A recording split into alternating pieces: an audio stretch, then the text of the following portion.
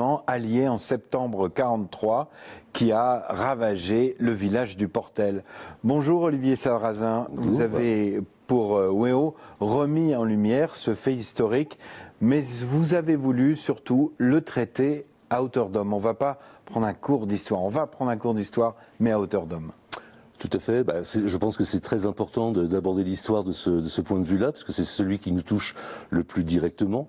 Et pour ce qui concerne cette histoire de ce drame qui s'est passé au Portel, il faut savoir qu'il y a encore aujourd'hui des gens qui ont été témoins de cet événement que j'avais envie de rencontrer, que j'ai rencontré. Et il y a également des gens passionnés au Portel, qui continuent à faire vivre cette histoire, qui continuent à enquêter sur cette histoire.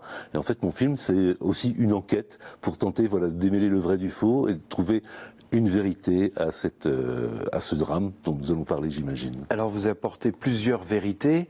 C'est un drame qui a fait des centaines de victimes. Le village est rasé. Et vous avez intitulé votre film « Le Portel 1943, le grand bluff des Alliés ». Pourquoi un grand bluff? On a la petite histoire d'un bombardement avec des dommages collatéraux et la grande histoire qui se percute?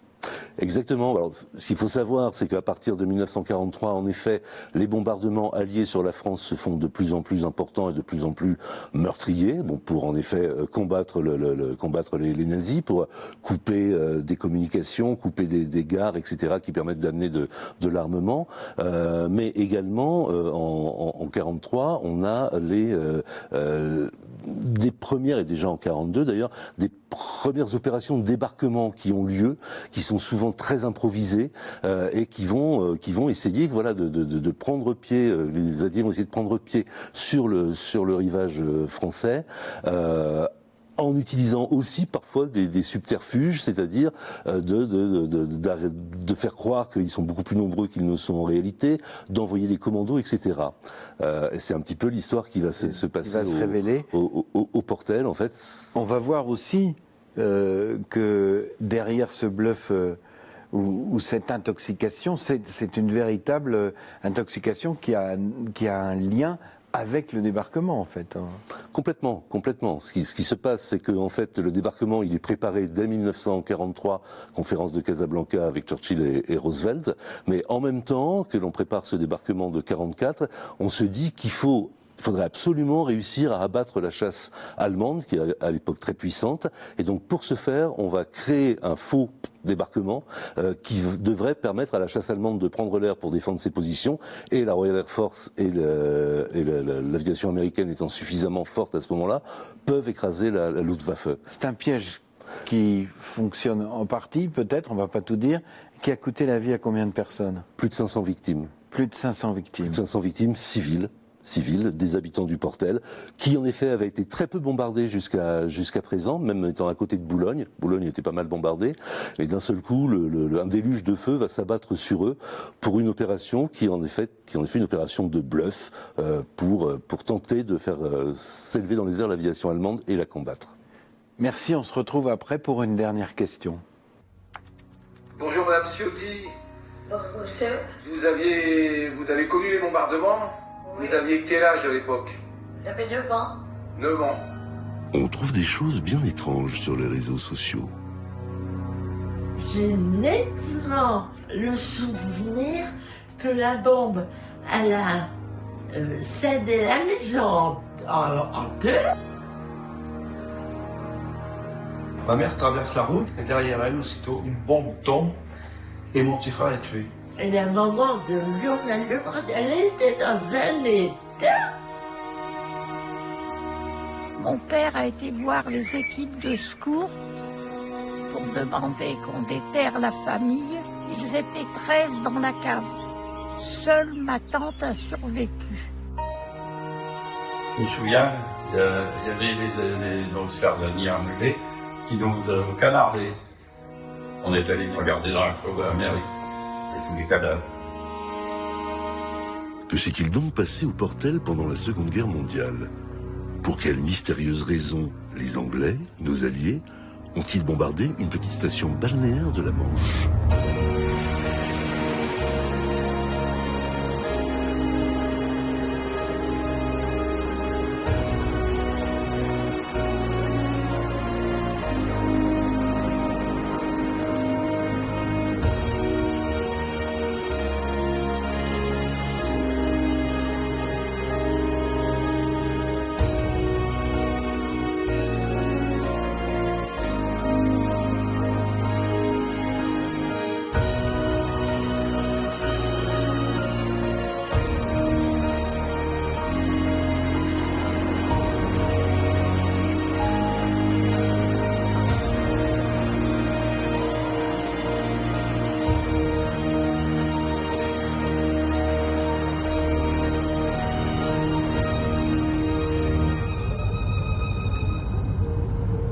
tenter d'y répondre, je pars pour le Pas-de-Calais. C'est là que se trouve le Portel, juste à côté de Boulogne-sur-Mer, le premier port de pêche de France. Les rues banales de la petite ville s'accrochent à une colline qui descend vers la mer. J'ai rendez-vous avec José sur la digue qui surplombe la plage. C'est lui qui a partagé le petit film qui raconte les bombardements et que j'ai vu sur les réseaux. Bonjour messieurs, dames. Alors, je m'appelle José, je suis gritteur. Un gritteur, c'est un accueillant bénévole. Là, moi, je suis gritteur au Portel parce que c'est la ville où je suis né et j'adore cette ville. Je l'ai quitté pendant 10 ans, mais il a fallu que je revienne parce que la mer me manquait, la mer et ses 3 forts, parce qu'au Portel, c'est une ville où on a 3 forts. Alors on a le fort de l'Eure. Le fort de l'Eure, c'est le bâtiment que vous voyez là. Certains nous disent, qu'est-ce que c'est que ce caillou qu'il y a là?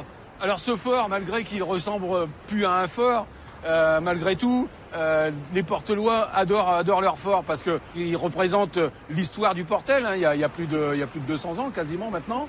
Oh là là, le vent va nous embêter. Alors, qui l'a fait construire d'abord? C'est ce monsieur, vous connaissez tous, hein.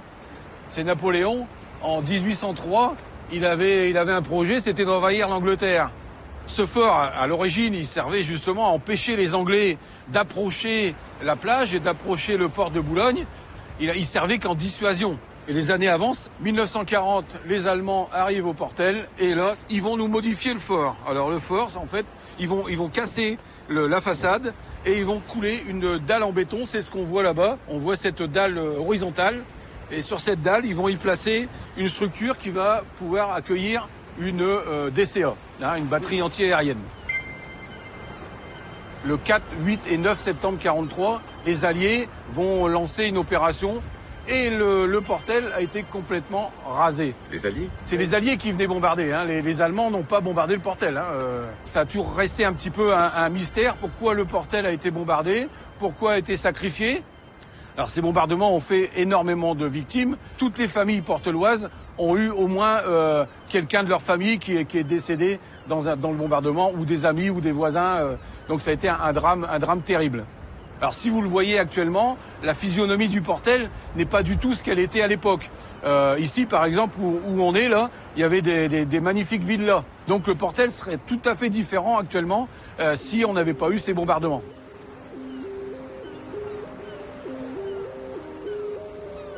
Je comprends que les Portelois regrettent leur petite station balnéaire. Surtout quand je découvre la monotonie béton standard de l'après-guerre. Je gagne à pied le centre-ville et son église 1952. C'est une sorte de chalet suisse hypertrophié, inspiré de l'insoutenable esprit moderne de la reconstruction. À quoi ressemblait donc le Portel d'avant? Je vais rencontrer Lionel chez lui. Il est passionné par l'histoire de la ville et José m'a dit qu'il avait quelques cartes postales d'avant-guerre. J'en ai plein. J'en ai plein, un album entier. On ne pourra pas toutes les visionner. Alors, il y en a une qui est très significative. C'est un tableau d'époque réalisé par Arthur Cloquier, un peintre local, en 1885. On voit une scène qui était fréquente à l'époque. Ce sont les femmes de marins qui remorquent un bateau. Et on voit ici, à la descente de la plage, les flobards. Alors, le Portel, c'est l'abréviation de le petit port. Petit port par rapport au grand port de Boulogne. Étant donné que les Portelois ont d'abord eu leur pêche locale, et au début du siècle, il y avait une quarantaine de flobards à la descente de la plage, et après, quand il y a eu la vapeur, les Portelois se sont engagés sur des gros bateaux à Boulogne-sur-Mer.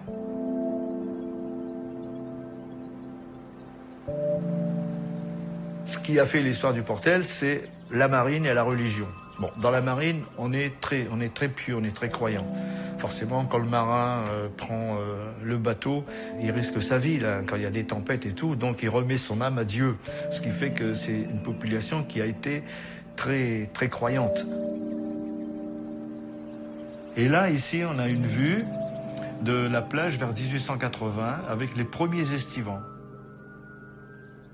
C'est-à-dire qu'à l'époque, quand même, Portel vivait en autarcie avec une petite commune qui vivait repliée sur elle-même. avec très peu d'échanges avec l'extérieur. Et ils ont vu arriver ces estivants, bien sûr, ils étaient contents. Et après, ils ont réalisé que ça pouvait être une source de revenus. Ces estivants, ils logeaient chez l'habitant, dans ce qu'on appelait les garnis. Alors les Portelois vivaient dans leur sous-sol et réservaient le hall le premier étage, deuxième étage, troisième étage quand il y avait pour les estivants. Alors, il y avait 600 à 700 garnis et le reste des estivants logeaient dans cet hôtel. C'était beaucoup de Parisiens au départ. Ensuite, il y a eu des gens du Nord qui sont venus, de la Somme, etc. Et à l'époque, les bateaux, ils étaient parfois sur la plage, et puis tout ce petit monde estivant, et puis mes marins, pêcheurs, vivaient côte à côte sur la plage. On voit très bien. Cette station, elle a eu son apogée à la fin des années 30. Et quand la guerre a été déclarée en 1939, c'était encore la pleine saison balnéaire, et du jour au lendemain, le Portel s'est vidé.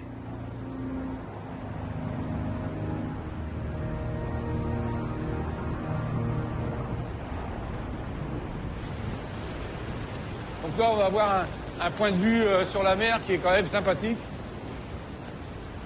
Alors ici, on est à peu près à 40 km de l'Angleterre. Dommage, aujourd'hui, on le voit pas très bien, mais quand on voit les falaises blanches, on a l'impression que c'est tout près. Hein. Donc vous vous imaginez, pendant la guerre, c'est un lieu stratégique, à une zone rouge. Et à l'époque, les Portelois n'avaient même pas le droit d'accéder à la plage. Hein. Ils devaient rester en ville et les accès à la plage étaient complètement interdits. Je me souviens vaguement que l'occupation du Nord et du Pas-de-Calais a été bien plus rude que dans le reste de la France. Pour en savoir plus, je fais appel à une vieille connaissance, l'historien Yves Le Maner, un spécialiste. Le 15 juin 1940, Hitler a donné l'ordre de séparer les deux départements du Nord et du Pas-de-Calais du commandement militaire de Paris et de les placer sous le contrôle de Bruxelles. Tout simplement, c'est le prélude à une annexion. Le projet des Allemands, après la victoire qu'ils pensent finale, c'est de rattacher le Nord et le Pas-de-Calais à l'Empire allemand. On parle encore le flamand au nord de Saint-Omer, dans le département du Pas-de-Calais et dans le département du Nord. Et donc, pour eux, c'est une terre germanique. Dès le mois de juin 1940, les zones côtières ont été placées en zone de combat, ce qu'on a appelé la zone rouge. C'est une bande de territoire d'environ 20 km de profondeur, dans laquelle les Allemands mettent en place un régime particulier. Tout d'abord, on impose aux populations locales des laissez-passer extrêmement rigoureux pour permettre la sortie ou non de cette zone. Et surtout, les officiers allemands qui dirigent les garnisons dans cette zone rouge sont affranchis du contrôle de l'administration militaire parce qu'ils dépendent directement du haut commandement de l'armée allemande à Berlin. Simplement, ça en fait des tyrans locaux, ils ont tous les pouvoirs sur la zone qu'ils contrôlent et ils s'en privent pas. C'est une politique très vexatoire vis-à-vis des civils. Au mois de juillet 1940, le 16 juillet, Hitler donne un ordre d'invasion de l'Angleterre, tout simplement parce que Churchill a refusé toute négociation avec l'Allemagne nazie. Donc c'est un projet de débarquement en Angleterre. Il y a 120 000 hommes qui sont mobilisés sous le nom de code Seelöwe, Lion de mer, Otari. Et ces 120 000 hommes sont mis à l'entraînement sur les plages. Il y a des tentatives pour utiliser les chalands de débarquement. Il y a des couvertures photographiques par la propagande allemande où on voit des soldats qui courent sur les plages qui sont censées être les plages anglaises.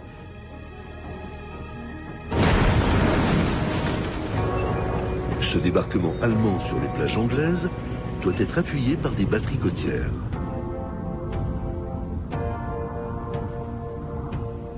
Yves me propose de découvrir l'une d'elles avec Andrew Knapp, un historien britannique expert des bombardements.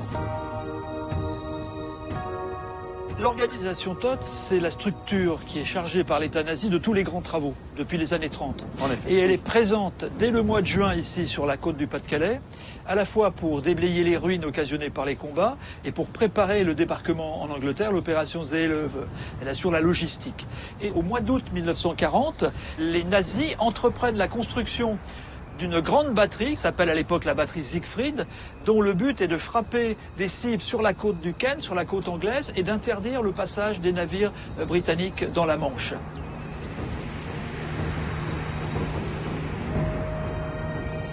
Et donc, cette opération Seelöwe, est-ce qu'elle aurait pu réussir? Je ne pense pas. Les plans sont très improvisés. Les trois armes de la Wehrmacht ne communiquent pas entre elles, que ce soit l'armée de terre, la Luftwaffe ou la marine de guerre. Bien évidemment, la bataille d'Angleterre a échoué.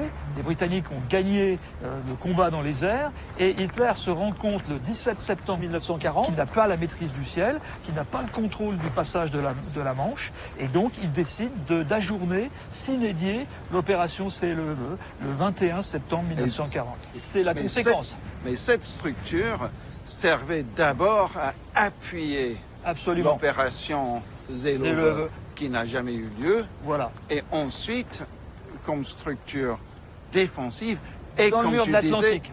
De propagande. Voilà, il y a eu le basculement à partir de 1942, quand le mur de l'Atlantique se met en place, ça devient une structure défensive, puisque Hitler voulait une ligne continue depuis la Norvège jusqu'au Pays Basque, avec un point majeur de concentration, la côte d'Opale, le Pas-de-Calais, parce que bien sûr c'était l'endroit le plus proche de l'Angleterre, et qui en plus proposait des plages favorables à un débarquement.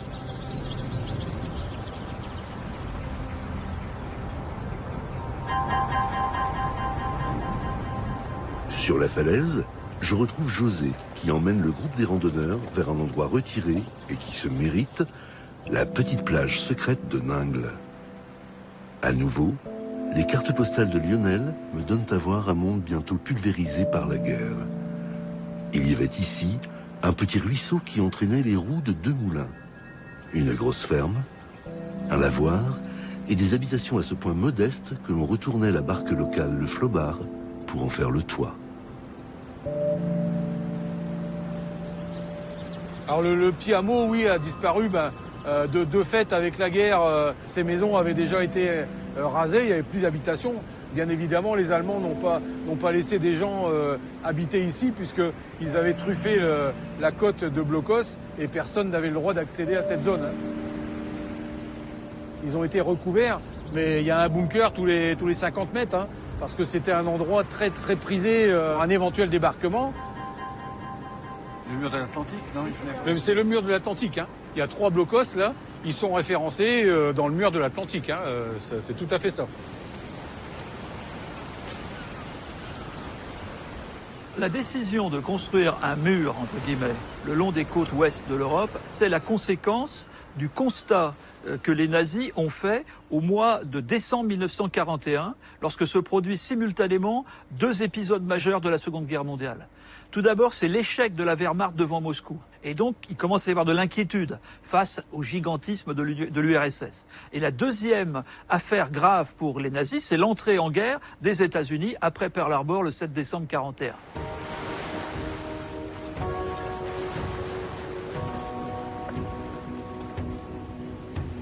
La véritable décision de construire le mur de l'Atlantique est prise par la directive numéro 40 le 23 mars 1942. Il s'agit de faire une fortification continue le long des plages qui concerne en effet la mer du Nord, la Manche et une partie de l'océan Atlantique. Donc c'est des chantiers à grande échelle avec des dizaines de milliers d'ouvriers. Et cette fortification de grande ampleur, elle comprend 2 types de défense. Des points forts que sont les ports et les grandes batteries de canons de la Kriegsmarine, qui sont reliés les uns aux autres, ces points forts, par un chapelet de défense avec des abris pour les mitrailleuses, pour des canons de petit calibre, pour les garnisons. Et donc l'ordre est donné d'aménager au plus vite l'ensemble de cette fortification, avec toutefois une précision. Il y a un endroit vital, un endroit capital, et cet endroit, c'est le Pas-de-Calais, parce qu'Hitler a compris que c'est là que se jouerait le moment décisif en cas de débarquement, parce que bien évidemment, c'est l'endroit le plus proche du Royaume-Uni. Mais contre toute attente du Führer, je découvre que ce n'est pas sur les plages du Pas-de-Calais qu'un premier débarquement de masse allié va déferler. À Dieppe, ce sera l'opération Jubilé. Mais qu'est-ce qui la motive? D'une part, il y a un lobbying pour un deuxième front en Europe de l'Ouest, pour complémenter le front de l'Est sur lequel les Soviétiques sont en train de se battre durement contre l'Allemagne. D'autre part, il y a le gouvernement canadien qui, ayant déplacé un certain nombre de troupes canadiennes sur le sol britannique, a besoin, pour justifier leur envoi, qu'ils entrent en action au plus vite. Enfin, en troisième lieu, il y a la Royal Air Force qui veut entraîner la Luftwaffe dans le combat. Donc, ces trois formes de pression convergent pour donner lieu à l'opération Jubilé. À l'aube du 19 août, les troupes anglaises, américaines et canadiennes tentent de prendre pied sur la plage de Dieppe. L'opération Jubilé, ce sont 5000 hommes, dont 5000 Canadiens, qui embarquent pour un raid sur Dieppe. Les commandos doivent s'emparer des hauteurs de la falaise, tandis que la troupe et les blindés débarqueront sur 2 plages et s'assureront du contrôle du port. Mais dès le début de l'opération, l'aile gauche de la flotte tombe nez à nez avec un convoi maritime allemand. Et le feu s'engage, alertant toutes les sentinelles de la côte. En retard, l'artillerie de marine alliée ne peut pas protéger les premières vagues des soldats qui se retrouvent piégés sur la plage. Au pied des falaises, c'est le massacre. Et c'est une désillusion terrible pour les Diepois qui croyaient leur délivrance enfin arrivée. La radio britannique devait déclarer le lendemain: nos troupes furent reçues par un véritable rideau de feu. Il ne fut pas possible aux assaillants de réduire au silence la défense allemande, et les conséquences de cet échec se firent sentir pendant toute la durée des opérations. Sur les actualités de propagande que je visionne, je découvre des cohortes de soldats alliés prisonniers.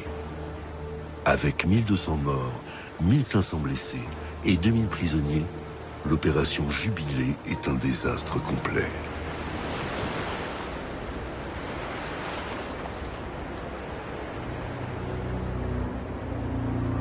À vol d'oiseau, Dieppe est à moins de 100 km du Portel.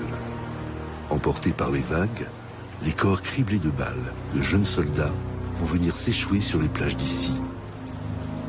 Je retrouve leur mémoire dans le carré canadien du cimetière du Portel.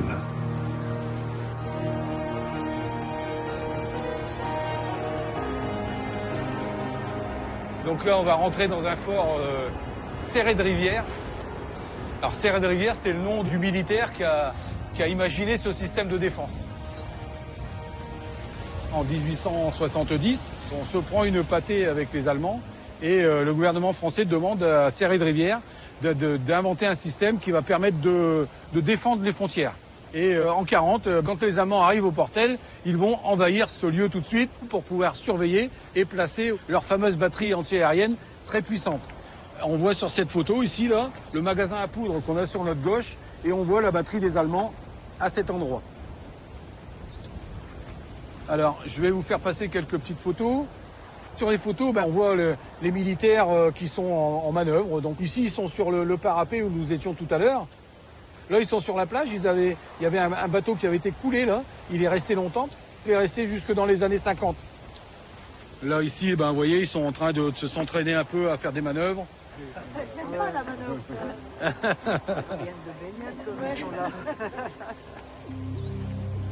On va avancer un petit peu, on va aller voir le point de vue qu'avaient les Allemands à l'époque.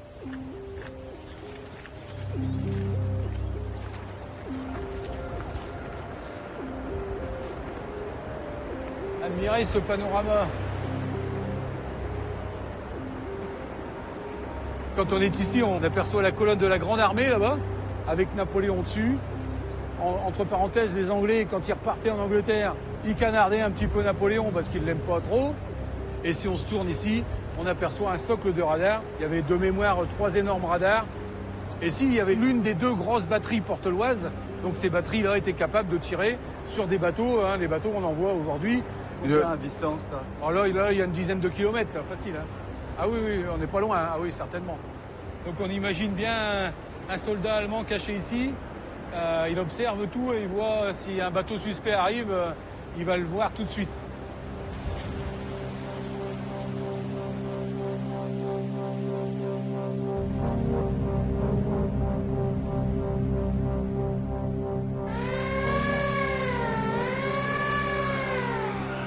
Der deutsche Soldat kennt genau seinen Kampfauftrag. Die Les Allemands, ils prennent occupation d'abord du fort d'Alprec et ensuite ils vont installer des batteries au Mont-Soleil. Voilà quelques photos. C'était l'une des plus terribles, avec des batteries de DCA énormes. Voilà, batterie du Mont-Soleil.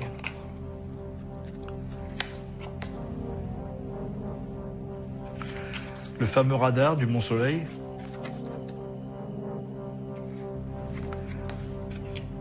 Batterie de DCA.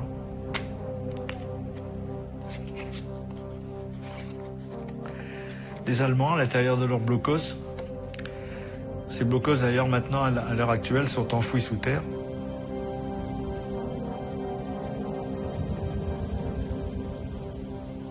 Sur les 17 hectares du parc du Mont-Soleil, il n'y a plus aucune trace des batteries anti-aériennes de 88 mm. Les seules fortifications qui s'élèvent encore sont des jeux d'enfants. Mais je distingue au loin un autre fort. Nous voici sur un lieu qui s'appelle le Mont de Coupe, qui domine la ville que l'on voit dans le creux. Les deux cibles majeures sont visibles au Portel. C'est l'endroit où on se trouve ici, le Mont de Coupe, et l'autre côté, le cap d'Alprec, où il y a des batteries côtières allemandes, et il y a également de l'artillerie antiaérienne. Le problème, c'est qu'entre ces deux cibles, il y a la ville du Portel. Elle est prise en étau entre les deux forces allemandes. Absolument. Alors là, j'ai une photo qui représente le Portel reconstruit en 1963. Mais elle est intéressante parce que on peut situer sur cette photo les 3 batteries qui encerclaient le Portel. Les batteries du Mont-Soleil, la batterie d'Alprec et la batterie du fort de Coupe. Vous voyez ? Est-ce que les Portellois avaient conscience d'être un petit peu au centre en fait, d'un triangle avec des batteries Évidemment, ils s'en rendaient compte. Hein. Et ils ne s'attendaient pas à être bombardés comme ça, mais après, avec le recul du temps, ils se sont rendus compte que leur position stratégique était très, très, très dangereuse. C'est évident. Je constate que de juin 40 à septembre 44, la Royal Air Force mènera 500 raids aériens dans le Boulonnais. C'est une montée en puissance progressive qu'on observe dans les bombardements alliés. Ils sont d'abord britanniques et à partir de 1942, ils sont également américains. Mais on change d'échelle en 1943 parce que les aviations américaines et britanniques ont pris une puissance considérable. We were buying time to make planes and more planes, bombers and fighters.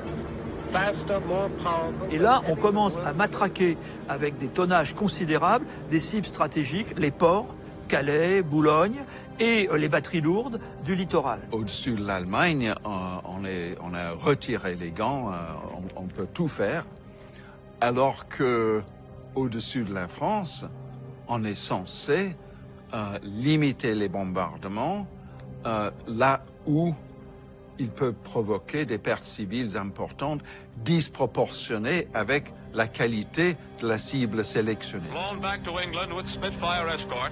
The wounded will be treated under the most favorable conditions. Avant qu'ils commencent à s'attaquer à l'Allemagne, les équipages américains s'entraînent en quelque sorte au-dessus de la France. Cela commence à provoquer, à partir du printemps 43, un certain nombre de représentations du style « Vous les Britanniques, on est sûr que vous avez fait votre mieux pour minimiser les pertes civiles. Par contre, ces Américains, ils lâchent leurs bombes à 7000 mètres, n'importe comment, ils arrosent un peu tout le monde.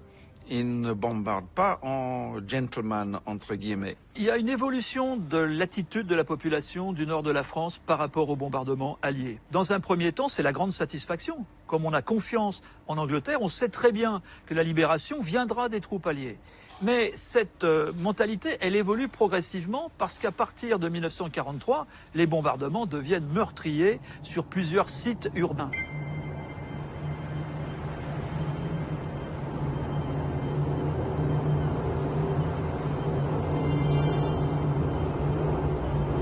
Alors le 4 septembre, il faisait un soleil magnifique et les bombes sont tombées rue Carnot.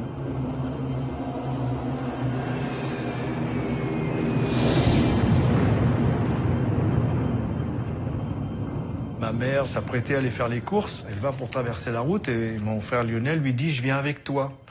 Elle dit « Non, tu restes à la maison ». Ma mère traverse la route et dès qu'elle est sur le trottoir en face, une bombe tombe sur la maison où était réfugiée ma famille. Et mon frère est tué. Vous vous rendez compte, ma mère, ce qu'elle peut emmagasiner dans sa tête. Donc voilà, alors donc, ce jour-là, le 4 septembre, il y a eu 7 morts, dont 2 enfants, donc mon frère, Lionel, et puis mon cousin, Gaston Aiguillon, qui avait 12 ans. Et mon frère avait 5 ans. Et ces enfants-là seront enterrés le 7 septembre au matin.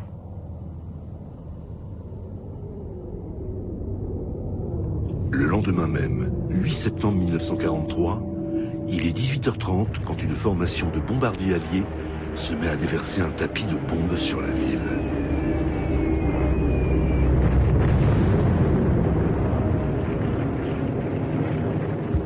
Louis Robert témoigne.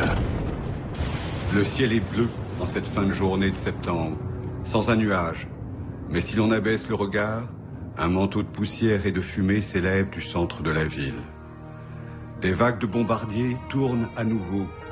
Les gens qui n'ont pas encore rejoint les abris sont là, dehors, les regardant inquiets, comme s'ils les suppliaient de passer leur chemin. On voudrait admirer ces 18 avions alignés comme à la parade, mais ils sont là pour accomplir leur mission, bombarder. Grâce à José et à Lionel, je parviens à rencontrer Janine, Bernard et Juliette, les anciens du Portel. Ils n'étaient que des enfants à l'époque. Dans la journée, il y avait la sirène.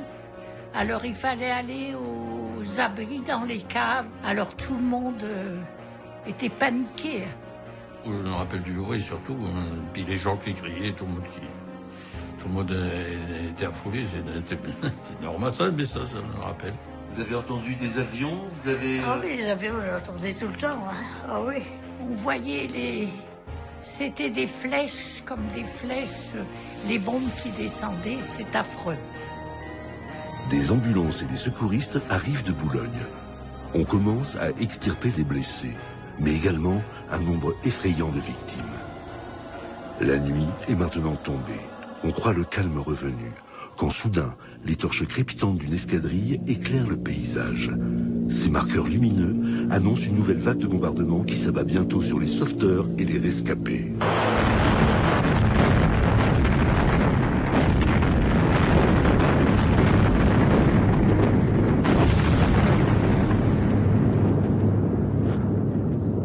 On est resté au moins 12 heures dans la cave. Je me rappelle que mes parents, tout le monde priait, Notre-Dame, et tout le monde priait. Bah, il n'y a pas grand-chose d'autre à faire que de prier. Hein. Et les caves, ils n'étaient pas costauds non plus. Hein. Oh ben non. Des petites caves, des maisons. Hein. Mais enfin, on a quand même été sauvés.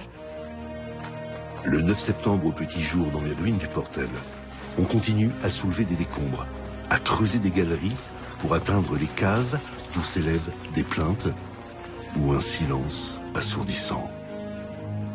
Quand on est sorti de la maison le 9, il était là dans la matinée, quoi. Là, tout était démoli, là. Et nous, comme des gamins, on est partis voir dans la cour de la mairie. Alors là, il y avait déjà des cadavres. Non, mais je veux dire, il y avait des corps, mais ils étaient recouverts et tout ça, déjà, il y en avait déjà. Hein. Après, il y en a eu 500. Et quand on est allé, nous, comme des gamins, on est allé voir dans la cour de la mairie, ce qu'on n'aurait peut-être pas dû faire. Mais voilà. Alfred Dumont raconte. Toutes les pierres, toutes les poutres, tous ces débris informes qui retombent, durs et lourds dans l'environnement. Dans la maison de mes grands-parents, il n'y avait plus rien. Tout démoli entièrement. Alors, il y avait un petit chat qui miaulait. Mon père a approché et il a entendu une voix. « Au secours, au secours, au secours !» Alors, mon père a été voir des sauveteurs Ils ont dégagé tous les corps et ils ont trouvé ma tante. Ils étaient 13 dans la cave, il n'y a que ma tante qui a survécu. Alors, pour mon père, ça a été terrible, terrible. Terrible parce qu'il a perdu ses parents, son beau-frère, ses nièces, les fiancés, des cousins qui étaient là puisqu'ils étaient à 13.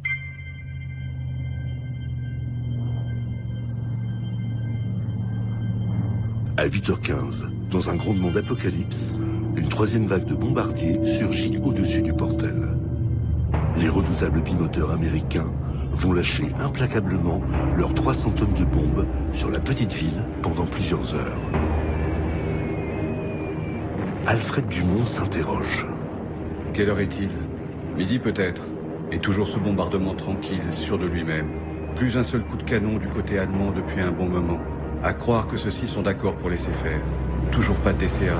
C'est incompréhensible. Qu'ils tirent donc, mais qu'ils fassent fuir tous ces avions, qu'ils les repoussent loin de nous.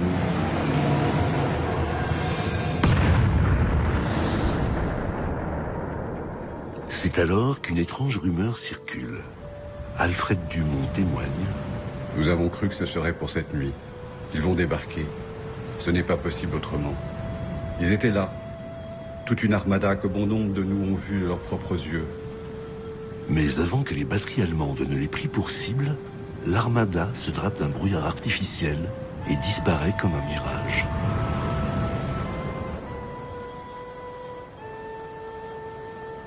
On conçoit très bien l'apparition d'une flotte de débarquement. Et les effectifs de cette flotte, tu les estimes à combien de navires approximativement? Un ordre de grandeur? J'aurais dit 120, mais vraiment... Oui. Pour qu'il y ait une impression de masse, sans non plus engager trop d'effectifs. Trop d'effectifs, oui. Mais là, ils ont avancé pendant 2 heures et ils ont fait demi-tour dès 9 h du matin. Oui. Pourquoi ils ont fait demi-tour? C'était pas une vraie armada? Alors là, bien sûr, une vraie armada, mais sans troupes dedans. De débarquement, sans troupes de débarquement. Uniquement le personnel naval. Oui. Mais qu'est-ce que c'est que cette histoire de faux débarquement? Andrew me confie le dossier déclassifié d'une manipulation ultra secrète des Alliés, l'opération Starkey. En parcourant les pages jaunies, voilà ce que je découvre. Dès janvier 1943, lors de la conférence de Casablanca, Churchill et Roosevelt décident d'une feinte stratégique qui va obliger les Allemands à concentrer leurs forces sur le front de l'Ouest. En demandant au général Frederick Morgan de préparer des plans pour le vrai débarquement en 1944, mais aussi de montrer ses idées pour au moins une opération de feinte contre les côtes françaises pour donner aux Allemands l'impression qu'une invasion imminente pourrait bien avoir lieu en 1943. Et ensuite, essayer de provoquer une vraie bataille aérienne. Comment venir à bout de la chasse allemande. Et Morgan avait été convaincu que rien de moins qu'une vraie menace d'invasion ne suffirait pour provoquer la chasse allemande. De la Luftwaffe. L'idée d'un débarquement suppose tout ce qui va avec, c'est-à-dire un gros effort de bombardement autour du site. La cible désignée. Les batteries côtières qui pourraient faire de très gros dégâts dans toute flotte de débarquement qui arriverait. Et là, le décor est dressé pour l'opération Starkey et pour la destruction du Portel. Ces bombardements sont un don du ciel pour Pétain et le gouvernement collaborationniste de Vichy. Un mois après le bombardement, une délégation du Portel va à Vichy pour essayer de trouver les premiers secours. Et le maréchal, dans sa grande bonté, donne 100 000 francs de sa poche pour les Portelois. Ils ont fait éditer par la suite dans l'ensemble du pays toute une série de publications qui s'étaient appelées « Nos villes dans la tourmente », dans lesquelles, forcément, c'était une bonne guerre. Il fustige l'aviation alliée, qui a tué énormément de civils. Ça, c'est la propagande vigiste.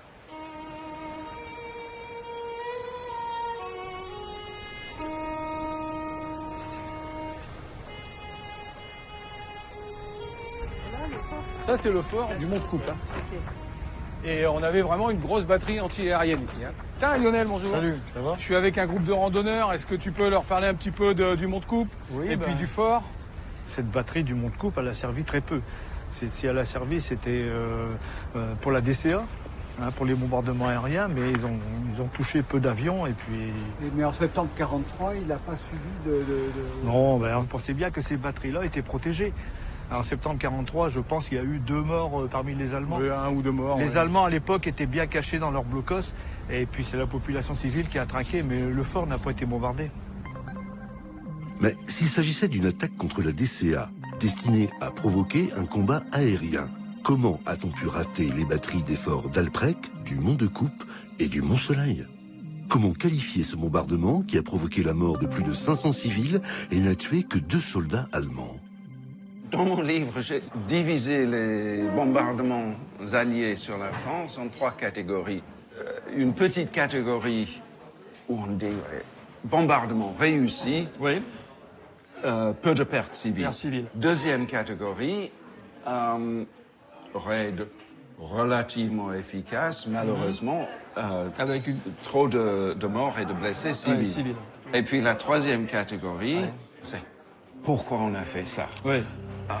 Il y a les bombardements particulièrement inutiles et coûteux en vie civile. Et sans hésitation, je place le Portel dans cette troisième catégorie. Tout à fait. Mais si ce bombardement fut à ce point inutile et meurtrier, quels moyens, quel personnel, quels avions sont-ils coupables de ce gâchis? Pour parler de la sélection des avions du côté britannique, on accorde à l'opération Starkey, d'une part, des appareils surannés de la dernière génération, des Sterling inaptes au combat au-dessus de l'Allemagne, et d'autre part, des Wellington, des bombardiers des années 30, dans lesquels on lance des équipages en fin de formation.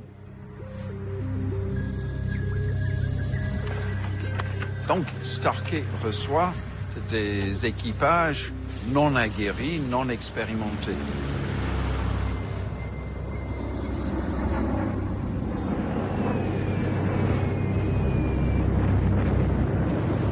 Parce que là, on voit déjà un target area en plein milieu de absolument, en plein milieu de la ville. Alors on constate donc une assez grande concentration des impacts dans la ville de Portel proprement dite. Une petite zone complémentaire qui apparemment touche la batterie, qui était l'un des objectifs du raid. Et bien sûr, une dispersion assez loin. Ça, c'est quelque chose d'assez classique, vu l'imprécision des viseurs. Des viseurs et des appareils. Les Britanniques étaient parfaitement conscients des limitations de la précision de leurs appareils. Ils bombardent de nuit, ils regardent les target indicators, c'est-à-dire les feux baliseurs que lancent les mosquitos au début de l'opération justement pour baliser la cible. S'ils voient leurs bombes exploser à peu près dans le cadre des baliseurs de cible, ils sont contents, ils rentrent chez eux, ils mettent un good concentration. Les équipages, non, n'étaient pas plus conscients que ça. Ainsi, les équipages n'auraient-ils pas été conscients du carnage qu'ils infligeaient à la population et leurs supérieurs? Dans le dossier d'Andrew, noir sur blanc, un terme bien étrange laisse flotter le doute. En consultant les documents des National Archives britanniques sur l'affaire Starkey, j'étais assez surpris de voir ce terme area bombing auquel je ne m'attendais pas vraiment. Area bombing, c'était ce que les Britanniques pratiquaient au-dessus des villes allemandes. Et le but de l'opération, c'était de détruire des villes entières. Par contre, les Britanniques savaient que pour les raisons politiques, ils ne pouvaient pas essayer de détruire des villes entières françaises, sauf exception. Une exception importante dans le territoire français, c'est les bombardements des bases sous-marines début 1943, où on estimait qu'on ne pouvait pas détruire ces énormes blocos en béton en les bombardant. On préfère anéantir les quartiers alentours où on supposait se trouver les stocks, les lieux d'habitation, etc. Donc, on commande explicitement un bombardement de zone, area bombing, à Lorient et à Saint-Nazaire, tout en ayant fait évacuer les populations.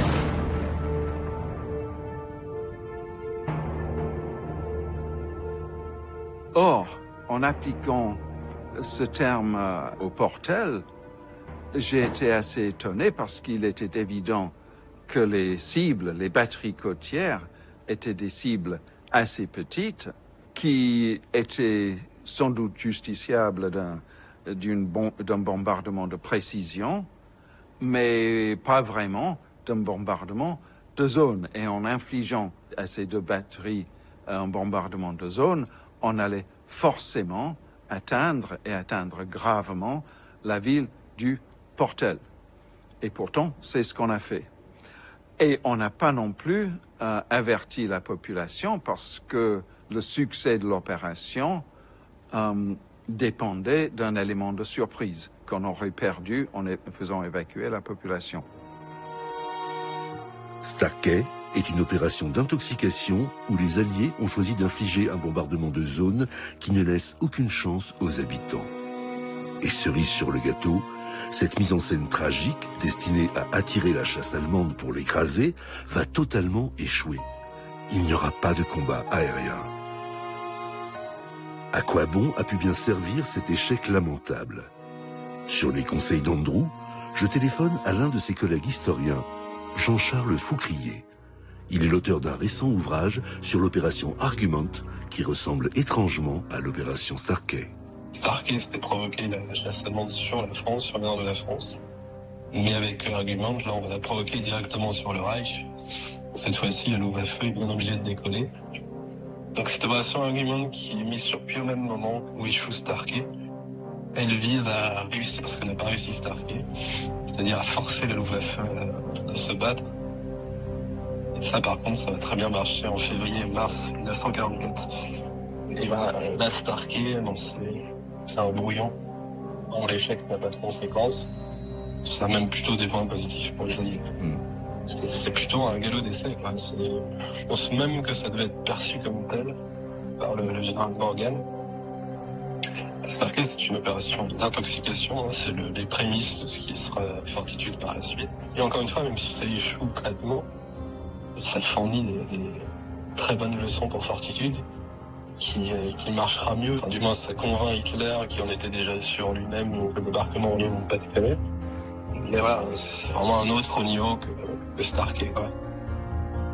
Fortitude, c'est le fameux grand bluff des Alliés, qui, grâce à une armée fantôme prête à déferler, va convaincre Hitler que le débarquement est destiné au Pas-de-Calais. Constitué d'avions en balsa, de fausses barges et de chars gonflables stationnés face au détroit, l'intoxication fonctionnera à tel point que les nazis attendront encore les Alliés sur la côte d'Opale alors qu'ils ont déjà touché les plages de Normandie. Le 6 juin 1944, la lente libération de la France commence. Le pays exulte, mais la grande histoire va oublier l'opération Starkey.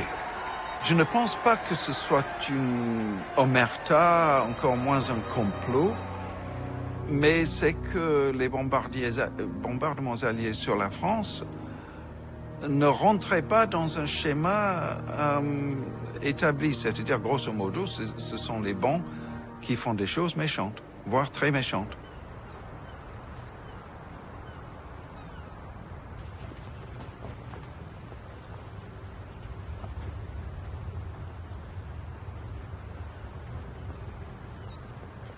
Tout était détruit. C'était affreux, parce que il n'y avait presque plus personne dans les rues. C'était vraiment le désert. Mon père, il l'a eu dur. Parce que c'était sa jeunesse qu'il avait passée là. Et donc, pour mon père, ça a été cruel.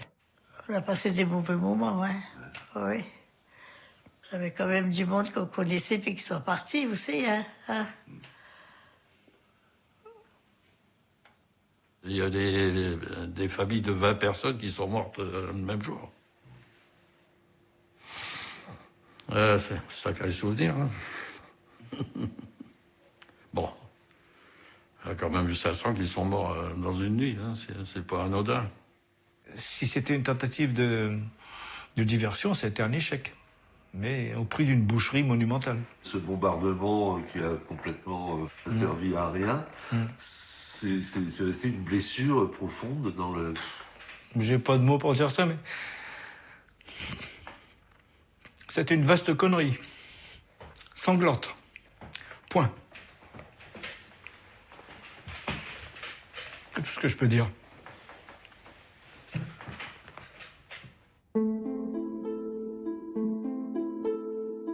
Dans cette archive amateur inédite, je découvre les fêtes de la mer du Portel en 1951.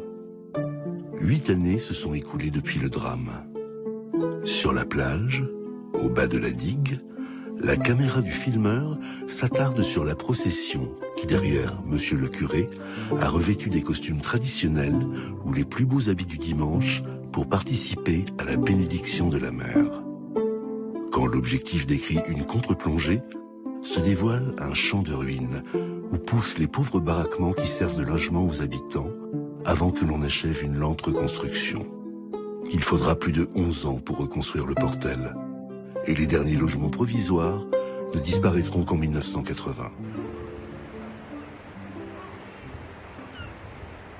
Les gens, après la guerre, ils se sont retrouvés chez eux. Ils avaient subi les mêmes tracas, les mêmes peines, les mêmes pertes.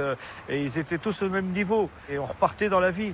Et donc, il y avait une fraternité incroyable. C'était une période bénie, les constructions provisoires. J'ai aussi vécu dans des cités provisoires. Je suis né dans un baraquement provisoire. Donc là aussi, quand on est jeune, on se pose la question pourquoi on est dans une maison pas comme les autres. Et là, mes parents m'ont expliqué justement que s'ils étaient dans une maison provisoire, c'est qu'il y avait eu un affreux bombardement qui avait rasé la ville. Moi, j'ai eu l'impression, étant jeune, d'avoir un devoir de mémoire par rapport à mon frère, dont je porte le nom. Et très tôt, ma mère me racontait toujours les bombardements, etc., etc. Enfin, elle avait été marquée par ça. Elle me conduisait au cimetière pour aller sur la tombe de mon petit frère. Très tôt, j'ai vu mon nom marqué sur la tombe. Et ça ne m'a jamais traumatisé. Parce que j'ai toujours l'impression qu'il fallait que je raconte tout ça. Que j'avais un devoir de mémoire à accomplir. Je sais que cette petite ville balnéaire est loin d'être la seule victime des manigances de la guerre. Mais je crois que je vais commencer à aimer ces rues de béton un peu moches. Et cette ruine informe, au bout de la plage, qui garde le souvenir de tout.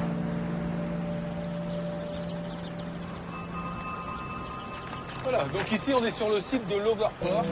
De 68 aux années 90, on va avoir des overcraft qui vont venir ici. Alors les Portelois, l'Overport, ils aimaient bien parce que c'était une petite attraction. Sauf que ils aimaient moins parce que ça a amené plein d'Anglais au Portel. Et ils les portent pas du tout dans leur cœur, les Anglais. Hein. L'ancienne génération, la génération maintenant, sont plus jeunes, ça va mieux. Mais l'ancienne génération n'aimait pas du tout les Anglais. Messieurs, dames, on arrive à la fin de la visite. Si vous voulez revenir et refaire une balade, n'hésitez pas. Et je suis sûr que j'aurai encore plein de choses à vous dire. Le Portel est tellement riche en histoire et en anecdotes qu'on peut encore parler pendant des heures. Merci beaucoup. Merci beaucoup. Je vous le rends peut-être? Oui, bien sûr, quand même. Oui.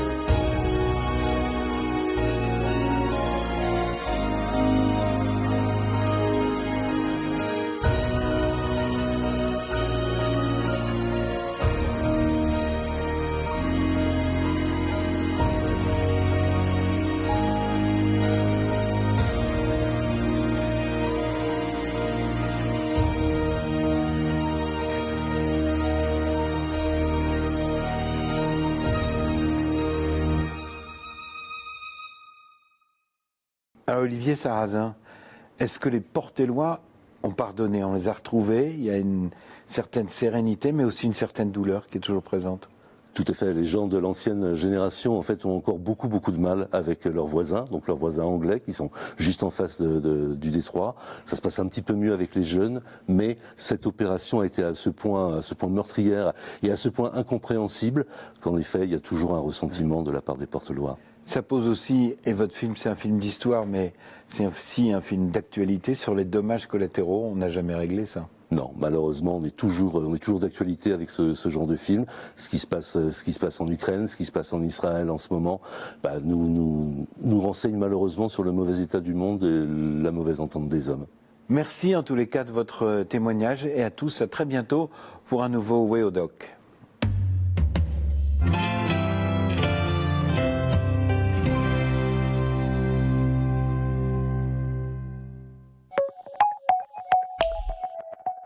Festival des Maîtres de la Magie 2026 à Coudekerque-Branche.